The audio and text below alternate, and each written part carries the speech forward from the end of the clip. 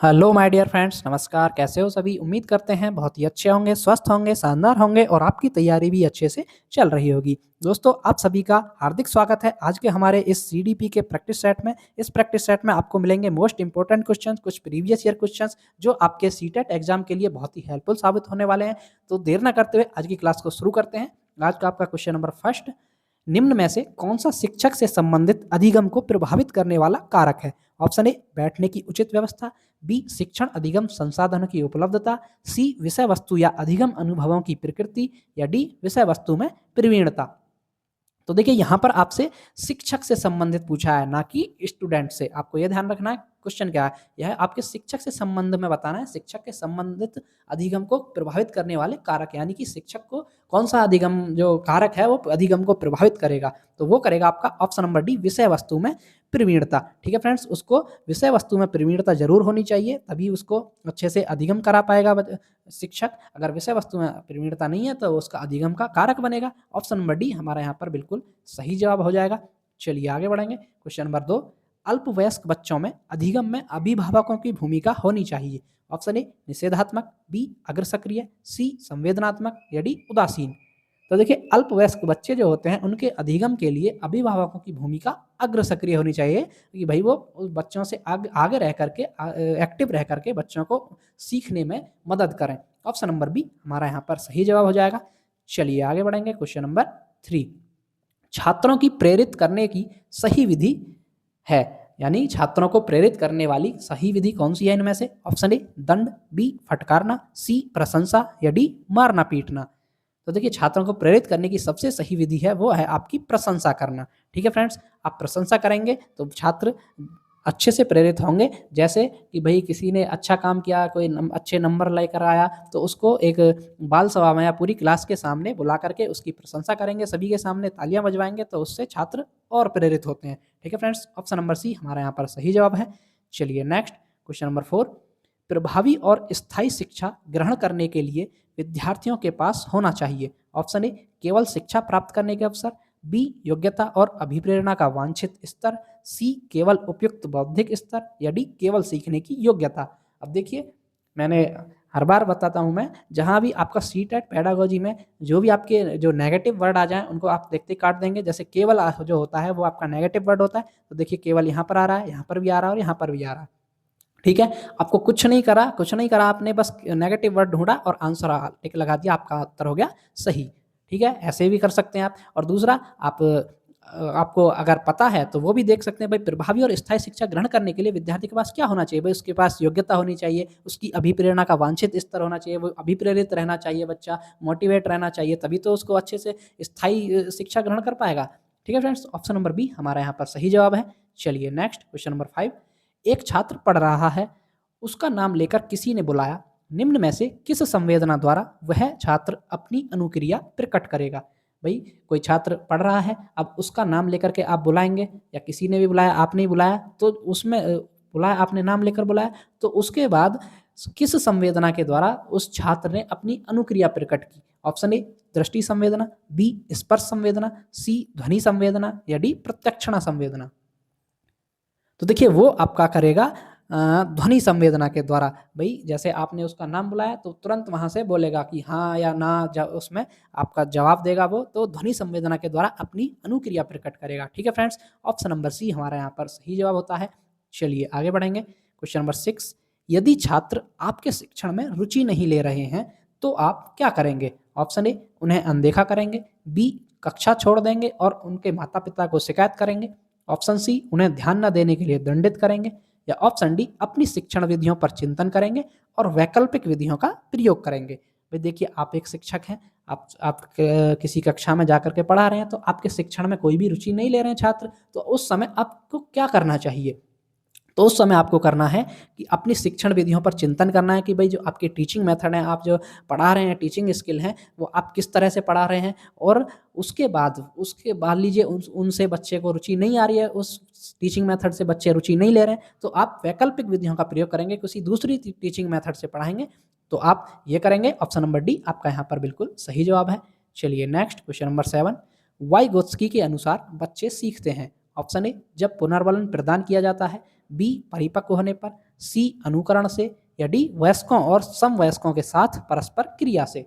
तो देखिए लेव वाइगोत्स्की जो थे उन्होंने आपका सामाजिक अधिगम का सिद्धांत दिया है। तो उन्होंने ही बताया है कि बच्चे जो सीखते हैं वो आपके वयस्कों और समवयस्कों के साथ परस्पर क्रिया से सीखते हैं। भाई उनके साथी, बच्चों के साथी और उनसे कुछ बड़े, उनके साथ परस्पर क्रिया के साथ वो सीखते हैं। ऑप्शन नंबर डी हमारा यहाँ पर सही जवाब है। चलिए नेक्स्ट क्वेश्चन नंबर 8, प्राथमिक शिक्षा में मदद करता है। ऑप्शन ए बच्चे का सामाजिकरण, बी बच्चे का लोकतंत्रीकरण, सी पाठ्यक्रम की समझ, या डी इनमें से सभी। अब देखिए प्राथमिक शिक्षा में मदद क्या करेगा भाई, बच्चे का समाजीकरण भी मदद करेगा, बच्चे का लोकतंत्रीकरण भी मदद करेगा और पाठ्यक्रम की समझ भी। तो इसमें आपका ऑप्शन नंबर डी हमारा बिल्कुल सही जवाब होगा। ये सभी के सभी प्राथमिक शिक्षा में मदद करेंगे।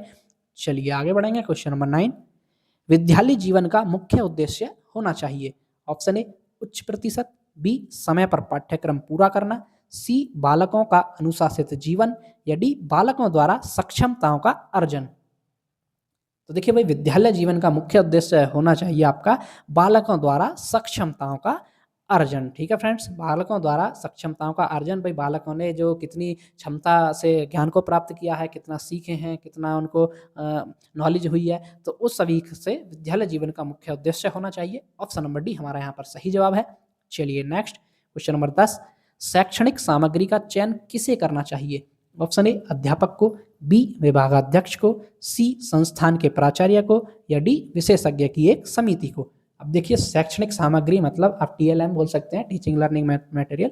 भाई आपकी शैक्षणिक सामग्री है उसका चयन किसको करना चाहिए, तो वो करना चाहिए आपका अध्यापक को। भाई आप टीचर हैं तो आप ही अपनी जो शैक्षणिक सामग्री है उसका चयन करना चाहिए आपको ही, कि आपको ही पता है कि आपको क्या पढ़ाना है, कैसे पढ़ाना है। तो उससे आप अच्छी और सस्ती और इफेक्टिव शैक्षणिक सामग्री का प्रयोग करेंगे जिससे बच्चे की लर्निंग जो है वो इफेक्टिव होगी। ठीक है फ्रेंड्स, ऑप्शन नंबर ए हमारा यहाँ पर सही जवाब है।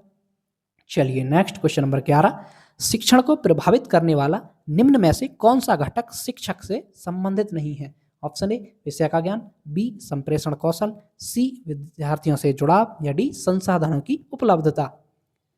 तो देखिए शिक्षण को प्रभावित करने में जो शिक्षक से संबंधित नहीं है वो कारक नहीं है आपका संसाधनों की उपलब्धता। भाई इससे शिक्षण प्रभावित नहीं होगा, शिक्षक से संबंधित नहीं है ये। विद्यार्थियों से जुड़ाव, शिक्षक से लेना देना है। संप्रेषण कौशल अच्छा नहीं होगा तो लर्निंग अच्छी नहीं होगी, यानी संप्रेषण कौशल भी जरूरी है। और विषय का ज्ञान तो होना ही चाहिए भाई, टीचर को पढ़ाने जा रहा है तो विषय का ज्ञान नहीं है तो पढ़ाएगा कैसे। ठीक है फ्रेंड्स, ऑप्शन नंबर डी हमारे यहाँ पर सही जवाब है। चलिए नेक्स्ट क्वेश्चन नंबर 12, विद्यालय के प्रदर्शन में सफलता सबसे महत्वपूर्ण है क्योंकि इससे बच्चों को निम्न में मदद मिलती है। ऑप्शन ए अन्य छात्रों के समक्ष अपने ज्ञान का प्रदर्शन, बी परीक्षा पास करना, सी पुरस्कार जीतना, या डी अधिगम के संबंध में अधिक आत्मविश्वास महसूस करना।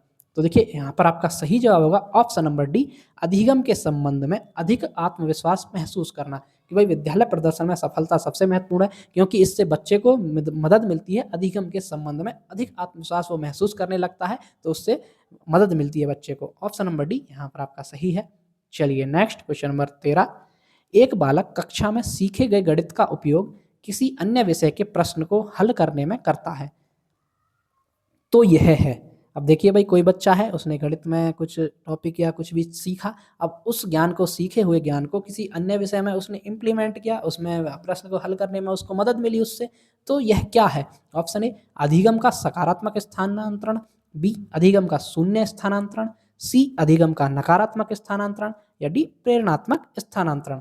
तो देखिए ये है आपका अधिगम का सकारात्मक स्थानांतरण, क्योंकि भाई आपको जो पीछे वाला अधिगम था, पहले सीखा गया अधिगम, बाद वाले अधिगम में भी आपको मदद कर रहा है, हेल्प कर रहा है, तो वो आपका अधिगम का सकारात्मक स्थानांतरण हो जाएगा। ऑप्शन नंबर ए हमारा यहाँ पर सही जवाब है।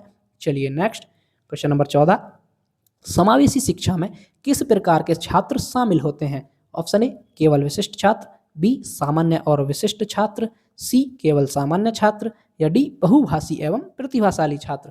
तो देखिए समावेशी शिक्षा या कक्षा वही होती है भाई जहां आपका सामान्य बच्चों के साथ विशिष्ट बच्चों को भी एक साथ बैठा करके शिक्षा दें। ठीक है फ्रेंड्स, तो यहाँ पर ऑप्शन नंबर बी सामान्य और विशिष्ट छात्र आपके शामिल होते हैं। ऑप्शन नंबर बी आपका यहाँ पर सही जवाब है।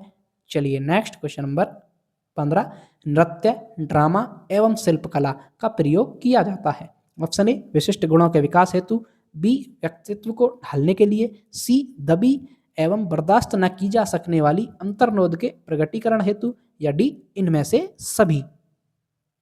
तो देखिए नृत्य, ड्रामा, शिल्प कला का प्रयोग किया जाता है इन सभी के लिए भाई, जिससे बच्चों के विशिष्ट गुण ही तो है एक तरह का भाई, उसे नृत्य आता है, अच्छा सीखता है, वो ड्रामा अच्छा कर लेता है, शिल्प कला में अच्छा है, तो उसका विशिष्ट गुण हुआ। तो विशिष्ट गुणों का विकास उनके व्यक्तित्व को ढालने के लिए, और उनमें दबी एवं बर्दाश्त न की जा सकने वाली अंतर्नोद, उनका प्रकटीकरण आप वहाँ से वहाँ लगा सकते हैं। तो ये सभी के सभी आपका जवाब हो जाएंगे। ऑप्शन नंबर डी यहाँ पर सही जवाब है। चलिए नेक्स्ट क्वेश्चन नंबर 16, स्कूलों को व्यक्तिगत भिन्नताओं का ध्यान रखना चाहिए क्योंकि। ऑप्शन ए, प्रत्येक छात्र को विशिष्ट महसूस करवाने हेतु, बी, छात्रों के बीच अंतर को कम करने हेतु, सी, छात्रों एवं छात्रों की क्षमताओं और प्रदर्शन को नहीं जानने के लिए, या डी, समझने के लिए छात्र सीखने में समर्थ है या असमर्थ क्यों हो रहे हैं।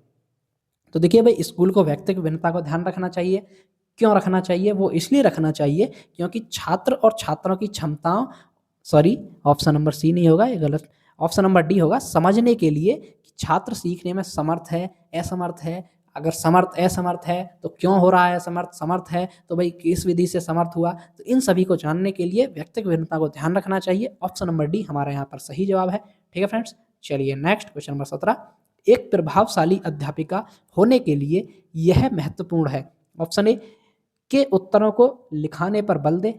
ऑप्शन बी, समूह गतिविधि के बजाय व्यक्तिगत अधिगम पर ध्यान देना। ऑप्शन सी, विद्यार्थियों के प्रश्न पूछने के कारण उत्पन्न व्यवधान की अनदेखी करना। या ऑप्शन डी, प्रत्येक बच्चे के संपर्क में रहना। तो देखिए, एक प्रभावशाली अध्यापिका होने के लिए आपको सबसे महत्वपूर्ण होगा कि आप प्रत्येक बच्चे के संपर्क में रहें, आप प्रत्येक बच्चे से टच में रहें कि बच्चे को, व्यक्ति विभिन्नता वाले बच्चे सभी होते हैं भाई, बच्चे को किसी टीचिंग मेथड से नहीं समझ आ रहा तो उसको दूसरे से समझाएं। ठीक है फ्रेंड्स, ऑप्शन नंबर डी हमारा यहाँ पर सही जवाब है। चलिए नेक्स्ट बढ़ेंगे, क्वेश्चन नंबर 18, शिक्षा का अधिकार अधिनियम 2009 आरटीई 2009 के अनुसार कौन सा कथन सही नहीं है। ऑप्शन ए, सरकारी शिक्षक स्कूल के अलावा ट्यूशन नहीं ले सकते। बी, बच्चों की मुफ्त शिक्षा देने की जिम्मेदारी केंद्र व राज्य की है। ऑप्शन सी, विशेष आवश्यकता वाले बच्चों के लिए मुफ्त शिक्षा की उम्र 14 से बढ़ाकर 18 वर्ष की गई है। या ऑप्शन डी, बच्चे की अपनी उम्र के अनुसार स्कूल में प्रवेश ले सकते हैं। तो देखिए फ्रेंड्स, यहाँ पर आपका सही जवाब होगा ऑप्शन नंबर सी, विशेष आवश्यकता वाले बच्चों के लिए मुफ्त शिक्षा की उम्र 14 से 18 वर्ष की गई है। ये आपका कथन सही नहीं है, जबकि स्कूल सरकारी शिक्षक जो होते हैं वो ट्यूशन, स्कूल के अलावा ट्यूशन नहीं ले सकते। बच्चों को मुफ्त शिक्षा की जिम्मेदारी केंद्र और राज्य की होती है, बिल्कुल सही है। और बच्चे अपनी उम्र के अनुसार भाई स्कूल में प्रवेश भी ले सकते हैं, अपनी उम्र के अनुसार कक्षा में, उसी कक्षा में प्रवेश ले सकते हैं। तो ये सभी है, ऑप्शन नंबर सी हमारे यहाँ पर सही जवाब है। चलिए आगे बढ़ेंगे, क्वेश्चन नंबर 19, बाल केंद्रित शिक्षा के अंतर्गत क्या सम्मिलित नहीं है। ऑप्शन ए, गृह कार्य प्रदान करना। बी, बालक को प्रश्न पूछने के लिए प्रेरित करना। सी, बालक के अनुभवों को प्राथमिकता करना। ऑप्शन डी, बालक की सृजनात्मकता को बढ़ावा देना। तो देखिए, बाल केंद्रित शिक्षा के अंतर्गत क्या सम्मिलित नहीं है, तो वो नहीं है आपका गृह कार्य प्रदान करना। कौन सा नहीं है? गृह कार्य प्रदान करना। ऑप्शन नंबर ए हमारा यहाँ पर सही जवाब है। जबकि बालक को प्रश्न पूछने के प्रेरित करना बिल्कुल शामिल है। बालक के अनुभवों को प्राथमिकता प्रदान करनी चाहिए, बिल्कुल करनी चाहिए। ऑप्शन नंबर डी, बालक की सृजनात्मकता को बढ़ावा देना चाहिए, बिल्कुल देना चाहिए। लेकिन गृह कार्य प्रदान करना ये बाल केंद्रित शिक्षा के अंतर्गत नहीं आता है। ऑप्शन नंबर ए हमारा यहाँ पर सही जवाब है। चलिए आगे बढ़ेंगे, क्वेश्चन नंबर 20, बालिका स्वयं से क्या कर सकती है और कुछ सहायता द्वारा पूरा कर सकती है। लेव वाइगोत्स्की ने इनके बीच के अंतर को किस रूप में संबोधित किया है। ऑप्शन ए, बुद्धि। बी, समीपस्थ विकास का क्षेत्र। सी, पाड़। या डी, समायोजन।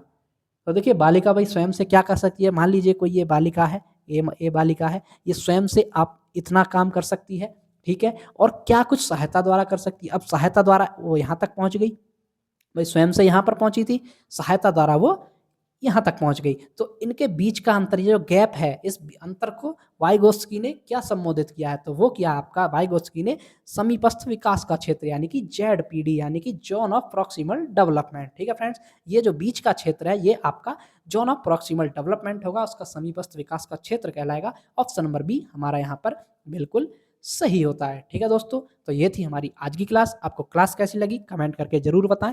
जो भी साथी हमारे चैनल पर पहली बार आए हैं, कृपया चैनल को सब्सक्राइब कर लें, ताकि ऐसी इन्फॉर्मेटिव क्लासेस और वीडियोज आपको डेली मिलती रहें। तो चलिए मिलते हैं नेक्स्ट वीडियो में, तब तक के लिए धन्यवाद।